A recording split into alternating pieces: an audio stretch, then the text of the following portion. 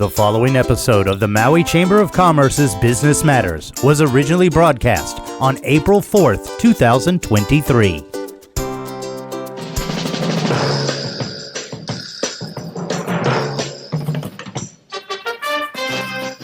It's time now for Business Matters, brought to you by Mokulele Airlines with your host, Pam Tumpop. Good morning, Pam.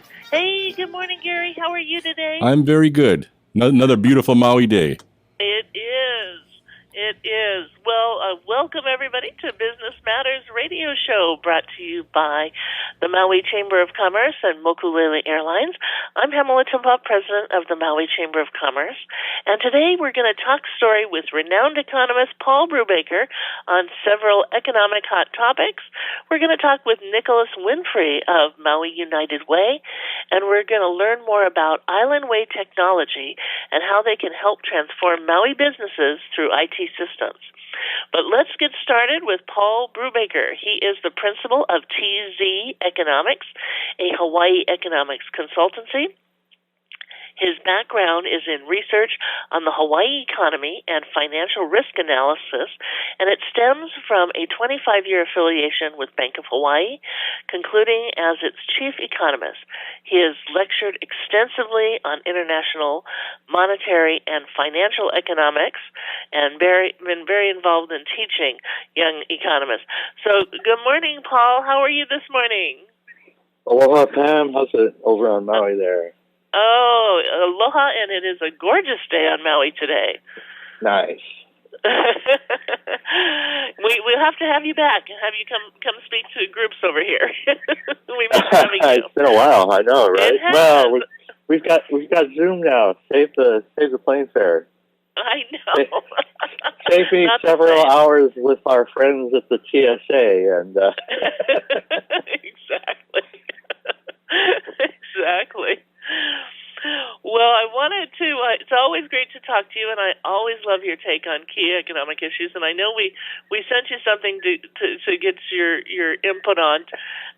One of them was two bills going through, a House Bill 714 and a Senate Bill 824 that requires the securing of mooring lines from vessels requiring tug assistance to be manned by an existing operational stevedore company that is operational within the state of Hawaii. So I know that was something you were like, oh, tell me about that. So what did you think of that bill? The Stevedore Full Employment Act, is that the one you're talking about? I've been mooring by tug in Kahului Harbor the same way for the last 100 years, but now we got to have a guy from the ILWU do the job. I don't know. Is it like the guys who drive the tugs union versus the guys the longshore people or whatever they're called nowadays? Yeah, I didn't understand the point of the bill. Haven't people been mooring barges in Kahului Harbor perfectly fine without assistance of stevedore? Nothing wrong with stevedores. They do what they do, and they've been doing it, for 100 years too. But I'm not sure what the point of this bill is, except for maybe an interesting motivation for looking into campaign contributions. We were really shocked to see this, and it was sort of a sleeper. It was something that wasn't really on anybody's radar until all of a sudden it was. And have you guys been having a lot of tugs and barges crashing into the wharf at Kahului lately? Or what's the motivation here? I don't understand. Not at all. But what we've heard from is a lot of businesses that are saying, "Hey, their costs are going to go up exponentially." Whenever I hear people say that, or they're going to pass through the cost, really, is that what you're going to do? But it just seems an unnecessary regulatory requirement that, the law says that, I'll tell you a true story. When I was a really small kid, 1960, we lived in New Delhi for a winter or something as a family. And me and my brother had, I vaguely remember there were different members of the household staff, let's say. I don't know how things are, how cultural history has evolved in India, and obviously it's become a modern, tech savvy national economy. But in those days, the caste system was still quite rigorously adhered to, at least in the community in which we lived. And by the way, we lived in a compound where they closed the gates at night to keep the hyenas out of the compound. Yeah, so this is 1960, mid 20th century. But one of my memories is of the two of the maids who were of a different caste arguing over whose job it was to throw out the potty bowl, so to speak. And I just, as a 4 or 5 year old, I just thought that was kind of a strange, like, whose job it is to do the dirty work, so to speak.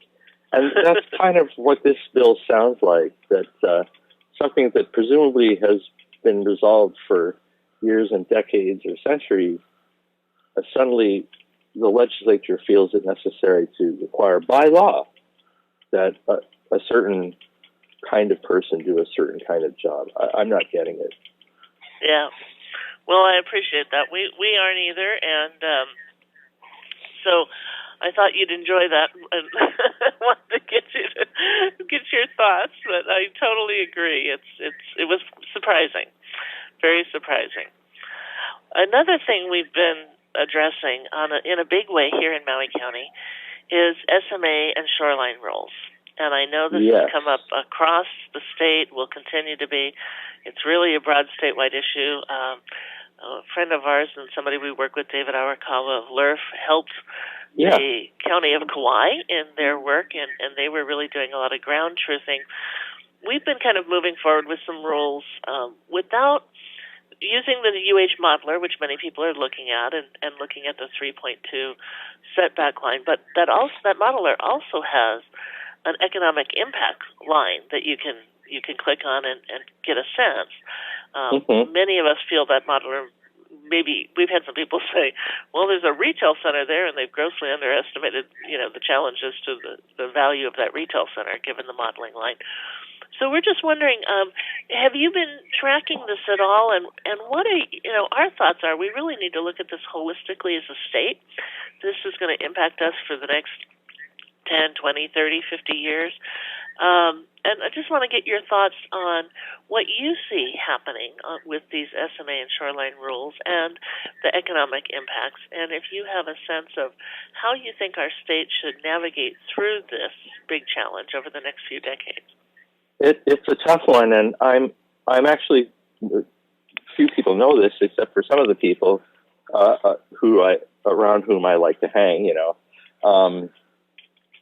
over at the School of Ocean and Earth Sciences and whatever the T stands for at UH Manoa, and in the group at the Economics Department at UH Manoa. I studied natural resource economics as a graduate student. Most people think of me as a banker. I studied international finance and natural resource economics, and never taught resource econ, but I did teach international briefly and worked in the area. So it is something about which I actually know what the literature says that is over in the natural resource econ side. I have to trust what the ocean science people tell me and the climate science people tell me and so on. And I think this is, as I say, it's a tough area because it's pretty clear that the reality of climate change is in this one dimension, sort of where the land meets the sea, an area that we're going to lose, literally, in how much land there is along the coastline. One of the things that distinguishes Hawaii from the other U.S. states, at any rate, is also something that distinguishes Hawaii from the other Pacific Islands, or at least Polynesian islands, and it's this Native Hawaiian cultural, legal, pre-European discovery history that's led us to embrace a kind of a common property regime for the shoreline. So, unlike in many states, the shoreline is public, and I think that there's a legal tradition going back to Justice Richardson, maybe the Hanapepe water rights case back in the 70s, that says basically if you haven't written law or case law on top of this, original sort of Native Hawaiian and Polynesian concept, this common property concept, then you got to treat common property as common property rather than carving it up as private property. And Hawaii, in the Pacific Island context, is one of the few places there actually is a well-developed private property regime. There, a lot of the Pacific Island nations have much more, Fiji has a native land trust board and so on and so forth. Right. So where those two meet, where private property and common property meet as design principles, right, for the formation of contracts and so on, is always a tricky area, particularly because in the U.S. and in the Western U.S., in Western water case law, for example, there's a kind of rule of thumb called the law of the first grabber, right? She who got there first owns the creek, whether she's a rancher or a farmer.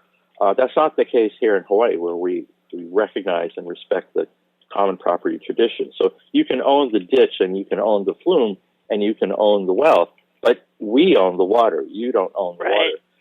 And when it comes to the shoreline, the problem is that it's moving, and it's moving inland. And so the principle we embrace has to be translated into, administrative rules or whatever. And when you think about, where the shoreline's moving and how far it may move, clearly a lot of what we've invested in as private investors over the years and century, a lot of Maui's tourism infrastructure, both private and public, was invested in a half century ago or more in the early post-World War II era. But it's going to be underwater. And the same for roadways, which ought to be all moved inland. You know what I mean? Right. You can't just keep repaving, over here on Oahu where the highway falls, Kamehameha Highway falls into the ocean every winter in Hauula, and people, or somewhere up, Punaluu, I don't know, up along the windward side of the island, well, because basically it's a paved over horse and buggy trail from the 1870s that, used to be farther from the ocean than it is now.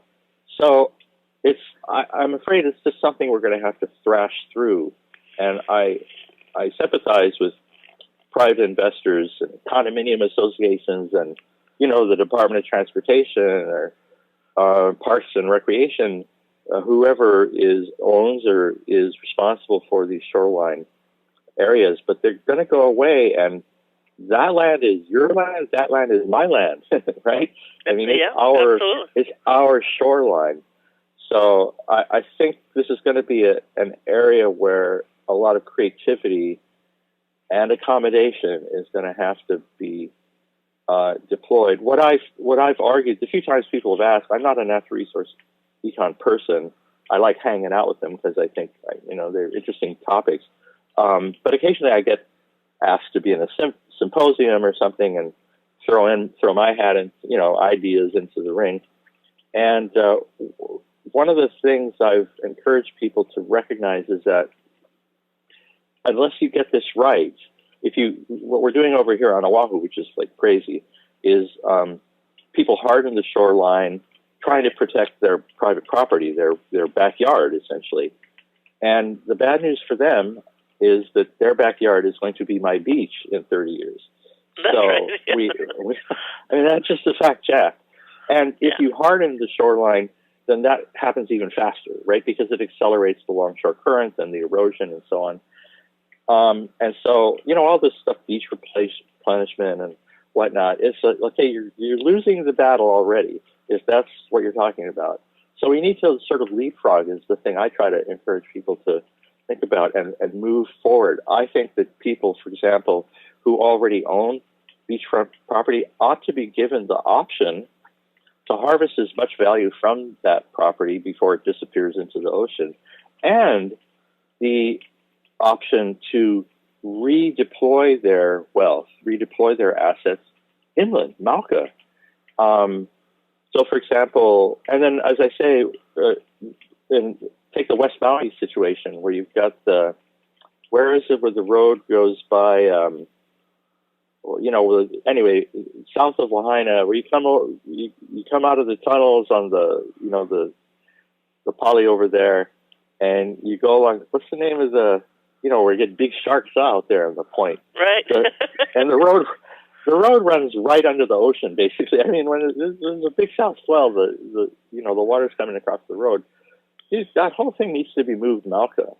And right. So when you do that, and we are going to have to do it, we, the people, are going to have to move the road, that creates a conduit for economic development opportunity, Malka, that could be thought as part of a package by which redevelopment opportunity is provided to the people whose private property is at risk of, being wiped out. I mean, now, if you renege on whatever rules you do lay down, the problem is that you risk selecting adversely from the population of investors all the Slim Shady kind guys who are going to do bad things along the shoreline and then expect you to bail them out, right? It's sort of like, if you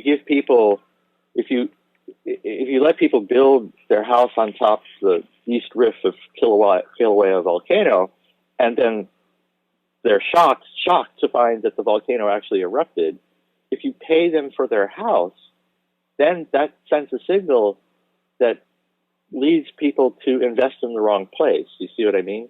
So you have to be careful how you balance these issues. They're called adverse selection and moral hazard, right? Don't select adversely from the pool of investors, the Slim Shadys who will expect a bailout, because once you do, they will act in a way, right? They will act in a morally hazardous way that, and then expect you to cover the risk exposure. Private investment is about taking on risk in exchange for returns, but we have to provide we, the people, the society, has to provide a pathway, a channel through which capital can be deployed, and in this case, spatially, redeployed Mauka, so that economic activity can continue to occur. And that may involve moving the condo. So these are huge, huge problems. We the taxpayer, can't pay for your condominium association to replace the building that's going to fall into the ocean. But we have an obligation, because we're in charge of creating the system under which investments occur, to give investors an alternative to, losing everything that you've invested. And I don't hear that conversation happening very creatively or vigorously. And I think it's here. It's not around the corner. This is it. We're there. We're there That's now. Right. Yeah. It's something, we're also hearing just a lot of discussion. In our discussions, we're seeing properties treated the same. Yet you've got some that are right here now, and then others that are going to be here in 10 years, and some maybe 20. But and then, as you point out, if we're not also having the greater discussions of where do you move to, if you look at South Maui and West Maui, we've infilled behind them. Right, all these major developments, there's infill behind it. So you can't just go back, say, okay, well, we're going to push all these buildings back by, X number of feet, because that space has already been occupied. And this is why I say you have to make room for creativity, because as one wag once told me, I'm trying to remember his name. He was my high school for a while. Remember, who's the guy that bought Kapalua and the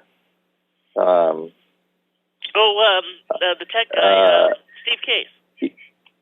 No, not Steve Is that Case, who but another local guy. Grew up in Kailua and then went off to the mainland and made a fortune. And anyway, I remember sitting at a chamber luncheon or something in West Maui, and his description of West Maui was every seat in the house has a good view. So, notwithstanding what you just described, which is that there's already stuffed Mauka, right? There is room to create the opportunity if somewhere between Lahaina Luna School and the ever inward moving shoreline. And the sooner we get around to designating where this is going to be, and we can't just tell people, you're done, you're toast. I mean, we could, but that would be an awful signal to send to investors. And as I say, it's not just the private investor, the private homeowner, the condominium association that is exposed to this risk. It's all of us who drive along the shoreline on these highways that were built in the 1870s for horses and buggies, which all we did was pave them over. And so moving the roadway in many places along our shorelines, not so much on the Big Island because geographically it's younger, and but certainly on Oahu, and I would say West Maui more than say once you get past Hana, maybe you don't have to worry quite as much. But South Maui, it's time. Well, South Maui, behind Kihei. How many times I can remember being over at Zeka's Mall or something, and I'm like, what's all this red dirt? Where all this mud comes from? And people like, well, that's because this used to be, an estuary. And so when get choke rain up Ulupalakua, the flood comes down, and at high tide, the red dirt and the ocean come together, and there's your parking lot at the shopping mall in Kihei. We're here. This is it. We're there. This is happening right now. So we need to really get creative. And people need to understand, on the one hand, investors need to understand that they can't be allowed to keep hardening the shoreline and accelerating the environmental degradation that's a consequence of the broader global climate change problem that we've created, about which you and I could have a whole other conversation. But at the same time, we have to create a pathway for investors to be able to redeploy their assets. And as I say, I mean, just conceptually, because that public, assets are at risk too, right? It's not just the road down in Kihei, it's the Kihei Public Library is going to be underwater. That we ought to be thinking as holistically as possible about moving Mauka, the bandwidth, so to speak. I think it starts with the roadways and the infrastructure, the water and the sewer infrastructure, and you can think of that as a conduit along which new economic development opportunity. I mean, just call the bros at Honolulu Ranch. You know what I mean? It's Maui. Try to get choke land, Mauka. You know what I mean? Don't tell me about development. I did this math. I looked it up on Google Earth or something once, but the entire arc of Honolulu from I think from Diamond Head to Red Hill, Tripler Hospital, fits between the Kihei Public Library and the Maui Ocean Science Center, right at Malaya or whatever you call it, Malaya. Makai of Piilani Highway. What? You could pick up the entire Honolulu, stick it on top South Maui, and put Donald Trump's wall around the whole thing, and nobody would know it's there. There's plenty of land on Maui with which to be creative and make, design a win-win approach to. I hesitate to call it managed retreat, because when I talk with government officials about managed retreat, they're talking about the state paying people to move their house. And I'm like, hell no. We can't afford, we the people can't afford to pay people to move their house. Right. But we owe it to investments in general and investors in particular along the coastline, whose risk exposure is partly a consequence of our collective choices to drive around in big-ass pickup trucks without paying to emit carbon. We owe it to those investors to have an alternate pathway to, managing their assets than just simply watching the ocean take over their condo. We agree, and of course, we also want to protect our community, and for those who are, making modifications in areas, trying to hold on to that asset as long as they can. We're talking about, waivers to the county and bonds to bond it, so that if it, continues to deteriorate, the public's not footing the bill. But the bigger issue, as you say, is we need to come up with creative solutions. We need to collectively, I think within our counties, but also even statewide, because as different people are exploring different models and different ways of doing this, this is also a statewide issue. We need to you're going to have uniqueness within each county, no doubt, but this is something we all have to get a grip on and come up with the best possible solutions by uniting experts and people in our community to explore, many different avenues and get on with it. Because as you say, it's coming. So now, we've got to move forward. Everybody needs to Google this phrase, the problem of the commons, and then go educate themselves about where common property and private property meet. Yes, something has to be worked out. Yeah. That's awesome. Well, Paul, unfortunately, we're kind of at the end of our time, but that always happens. I know. Can I have Amber set you up for another time really soon so we can talk about some of the other things we had hoped to address today? Well, anytime, of course. I do think we don't need to worry about the stevedores. Those guys, they know what they're doing, and at the same time, I'm pretty sure the tug and barge guys and the maritime guys all know what they're doing as well. So let's keep it to this other subject. This shoreline question, I think, is a really important one, a really pertinent one for Maui, obviously, but a place where economic theory, along with those of the other specialists in ocean sciences and earth and atmospheric sciences, can make a contribution, and where I do think the business community. Sometimes, smart people who haven't taken a resource econ course since they were undergraduates would be, wise to seek out professional opinions.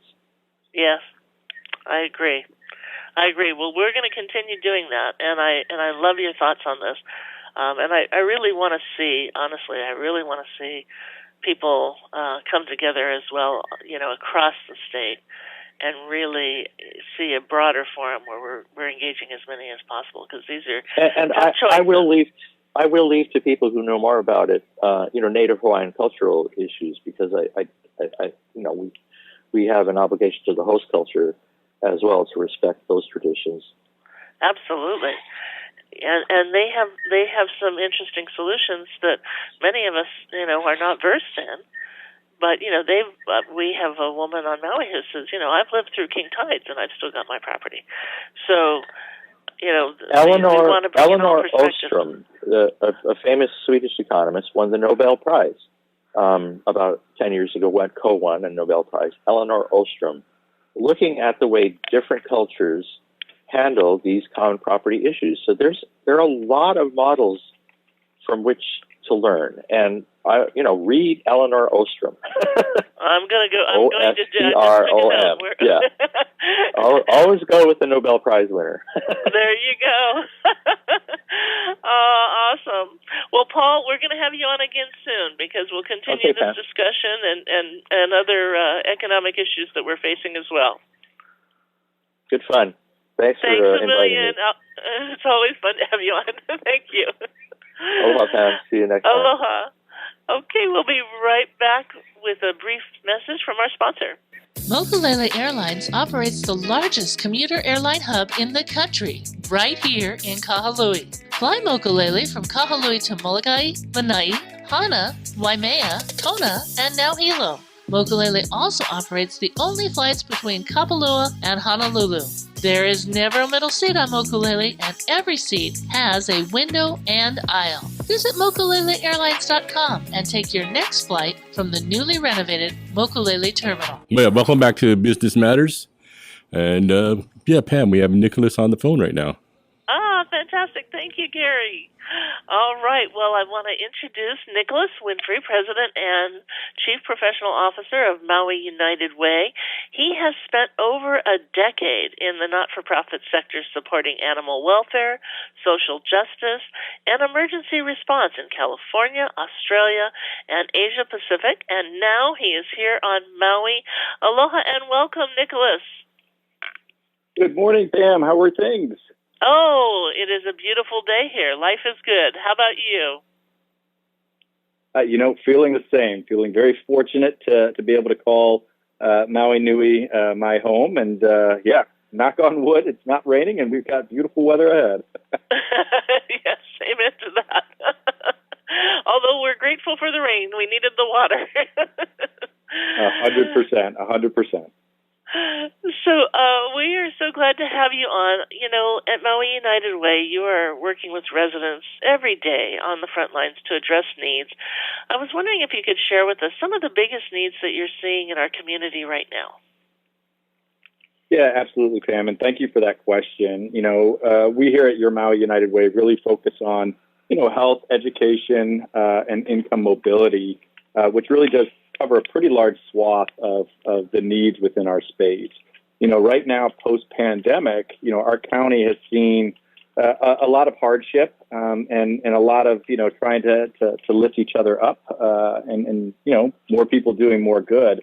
But with 52% of our population really one check away from falling into poverty, we're seeing a lot of those effects on the needs that we're seeing.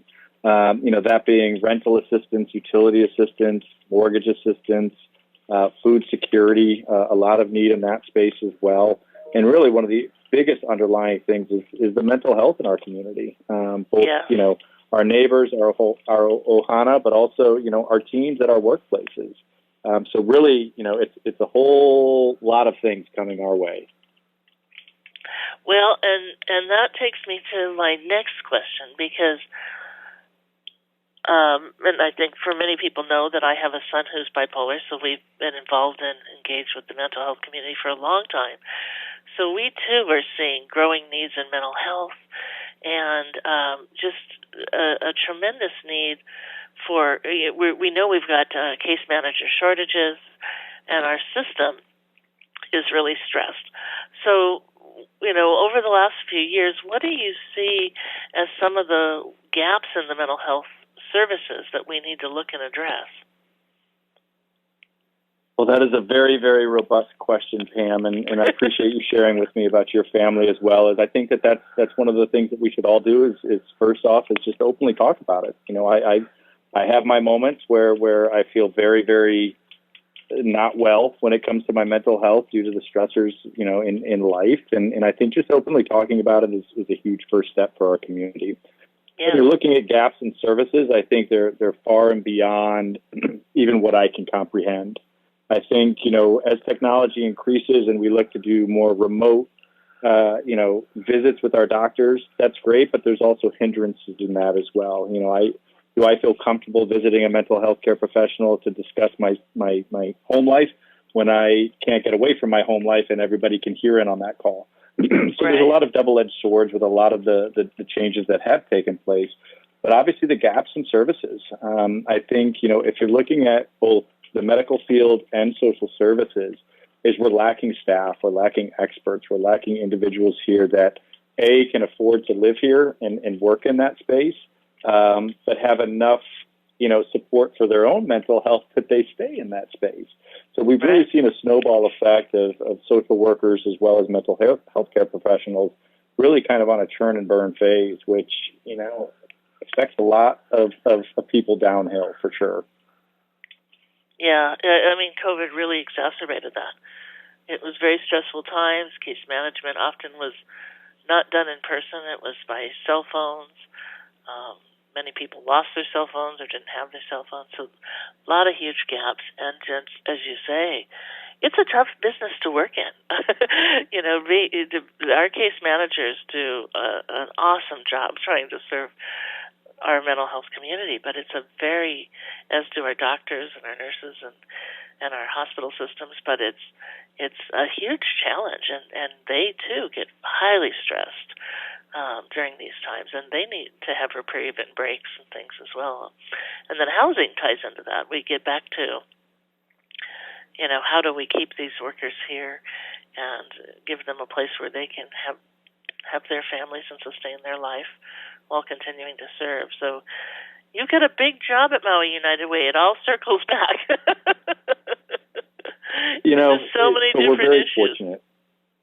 Yeah, we're very fortunate that we've been in this community for so long that, we have the support to kind of explore different ways that we can, provide the hands up in our communities. I think, with our current 39 partner agencies, you see the adaptability of our nonprofit sector to really address the needs at large.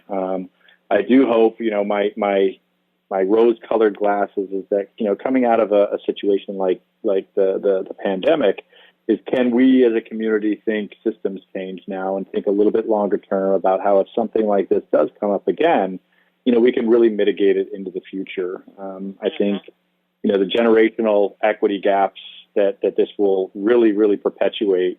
I hope that we can really think about working to solve some of those things, whether that's housing, whether that's food security, whether that's the mental health crisis and addiction counseling, a whole slew of things that, we've really been in crisis mode for 3 years. I hope now to start thinking that long-term approach about how we address those gaps that we've all seen widen in the last 3.5 years. Absolutely. And like mental health, and of course, people have always felt there's stigmatisms with talking openly about mental health. And in our family, we felt that we learned more when we talked openly about mental health. We learned from others who then were able to help us, and then we've been able to take our experience and help other people as well. And this is where communication really needs to start on all of these issues. These are important issues. We need to make more people aware of the dynamics and engage them in the discussion and hear their solutions. And I always feel that the Alice Report really helps us do that. It's such a great tool to help us understand where we're at, tracking and measuring where we're at. Can you tell people a little bit about the Alice Report and share some of the statistics from Maui County? Yeah, absolutely, Pam, and thank you. So ALICE stands for Asset Limited, Income Constrained, Employed.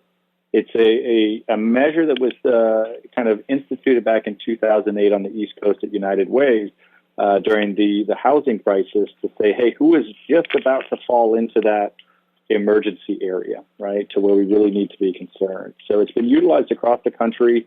It's a very trusted study on the data collection measures. It's usually done every 2 to 4 years. But Hawaii is the only state that has done this post-COVID. Our counterparts on Oahu at Aloha United Way really are the champions of this, take the lead on this. But we're able to glean data from, across the state. And what we've found here in Maui County is that we are now the highest percentage of ALICE. We have the highest percentage of ALICE members in the entire state, an increase pre-pandemic, which is to be expected.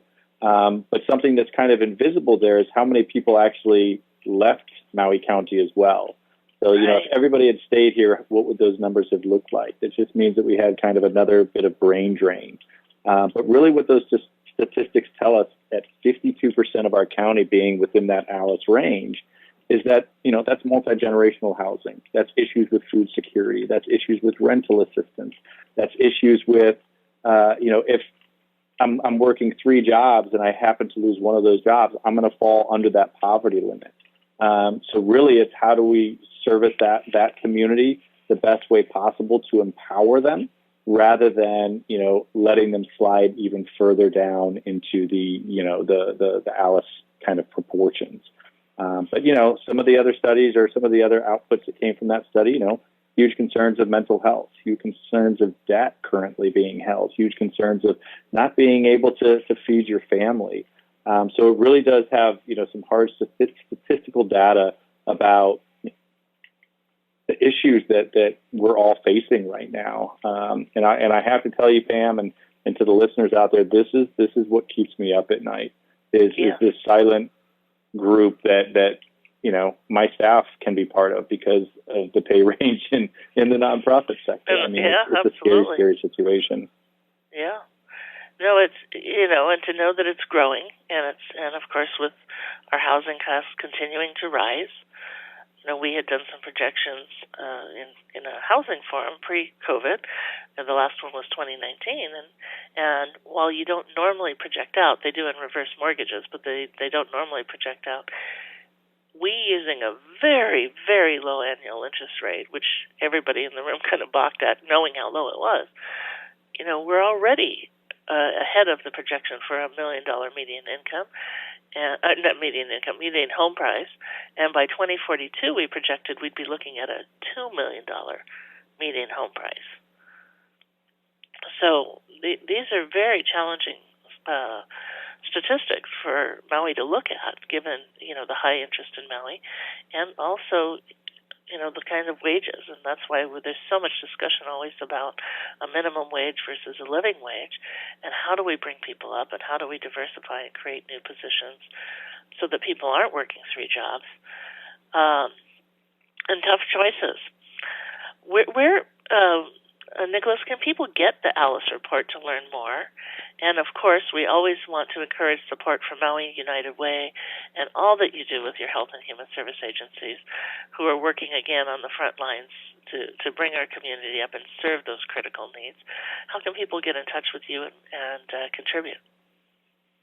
Yeah, absolutely. Thank you, Pam. And we truly support or appreciate any support that comes our way, whether it's through us, through our partners, whether it's donating your time and volunteering, whether it's just sharing the work that we're doing and even the resources that are available, like 211. There's a lot of different ways that you can support your Maui United Way and all of our partners. For more information, you can visit mauiunitedway.org. You can follow us on Facebook, or you can always just give us a call at 244-8787. We don't have an operator. We don't have an automated, teller that picks up that phone. It's us that pick up that phone. And we're here to help, and we appreciate any help that we can get as well. What we did notice is, a lot of our income generation relies on workplace giving. And because of the pandemic, those numbers went down by 50 and 60% the last few years. So we've been scrambling. We've been using our reserves. We've been doing what we can to continue to support in the community. And we hope that, those that do have capacity can support us and our partners and all nonprofits across the community. Absolutely. Well, Nicholas, thank you so much for all you do for our community and leading your amazing team. I know it takes a village, but it's wonderful to have you there heading the organization and continuing the great work that you do, and we appreciate you very much. And ditto to you and Pam and Gary. I love what the Chamber does, and to be able to what you all have done in the last 3 years and beyond, obviously, but really, truly appreciate the work that you all have done, and glad that we are a member. Oh, we are very glad to have you as a member as well, and appreciate your great partnership. Thank you so much. Well, I hope you have a beautiful Maui day. Aloha. It's always great to have Nicholas on. And I was talking to Nicholas the other day, and we were going to have him on more because he has so many great updates to share on a regular basis. I want to turn now to Todd Alexander of Island Way Technology. Todd is the CEO, and Island Way Technology is a native Hawaiian, woman and minority-owned and led business that Todd and Alexander and his wife Serena Alexander lead. Collectively, they possess over 20 years of experience in designing and delivering award-winning IT systems and solutions for businesses across the United States and Asia Pacific. And so we wanted to learn a little bit more about their business and the services that they can offer to our Maui business community. We're still trying to get hold of them. So Gary, okay, awesome. Sometimes when we transition from one phone line to another, they might be calling in, so Gary's going to get a hold of them. But they are an amazing member of the Chamber of Commerce, and they bring with them a wealth of systems, technology, and solutions, and just have been serving companies for, as I mentioned, over 20 years. So they have been doing phenomenal things. And in this day and age when we're coming out of COVID and so many have been expanding their internet access and business models to look at IT in a new way, we wanted to find out what they can do to help us as we progress forward. And I'm going to wait just a second and see if Gary's been able to get them on the phone. Still nothing yet. Still nothing yet. Okay. Well, while we wait for them, give them a few minutes to connect, just really want to give you a quick update. We're in the sort of last part of the legislative session that wraps up in about a month, really. So we're gearing up towards the final bills as we move forward. There's still some exciting bills moving forward for tax credits for businesses that offer internships. We're looking at models that help save businesses costs. A lot of bills moving forward that will help streamline and expedite the building of affordable housing and rentals. And one of the things, everybody keeps saying when we talk about affordable housing and rentals is affordable to whom? And so the term was floated by Mayor Victorino in the past about attainable housing and rentals. So I just want to say that when we're talking about this, there's a lot that goes into what we call affordable or attainable housing and rentals based on income levels that people have. And like Nicholas was speaking about, again, people are working two or three jobs to maybe sustain what they have. They lose one job or they're burnt out and need to take a break. That can change their median income level and the dynamics of where they fall in attainable housing and rentals. So we're always, working to get more housing and rentals. It's a critical issue for our community and our businesses and a critical issue for the Maui Chamber of Commerce. So that's something we're working on, and we've been actively ringing in on those bills throughout the legislative process. Access deer and other critical issues that we're addressing in terms of looking at access deer as a sustainable resource and something that we can address an invasive pest while building in sustainability models and economic development activity are things that we're working on. And the shoreline management area, the shoreline management rules and the SMA area rules, that's right now a county issue, not necessarily a state issue, but it's something that's shared, and that's why I want to get Paul's input on it. It's something that's going to be around for the next, 50 years, potentially, and something that we're going to have to start looking at right now. The county, Maui Planning County Commission has been looking at different rules, and as we look at the rules, we're hoping to look at things holistically. So we do need to look at rules, but we also need to, as Paul said, what's the plan? We're putting in rules that says, here's when you have to stop or can't keep building or investing in your property. But what we're not addressing is what are some of the short-term mitigation measures as we put together a plan, and where do people go? Where does that investment go? From private homes, we have many Native Hawaiians who have ocean properties that they've had for generations, onto hotels and to large, big resort properties. But where do we, as we keep seeing, the erosion control line change? I mean, we want to have facilities on, stable land and homes on stable land, but how do we move back? And what when they call it managed retreat, where do we retreat to? And as Paul mentioned, it's not just homes, and it's not just private homes and private businesses. It's also all of the infrastructure, the roadways, the water lines, the sewer lines, and what does that look like, and where does that transition to? So I liked his idea about starting with infrastructure first as a way to continue to move that dime, because, again, noticing that, we start with infrastructure before we build facilities, and we need to have that critical infrastructure in place. So that's a good way to start, and I liked his idea of how we kind of unite and bring people together in this. So many opportunities there, many opportunities for the community to get involved.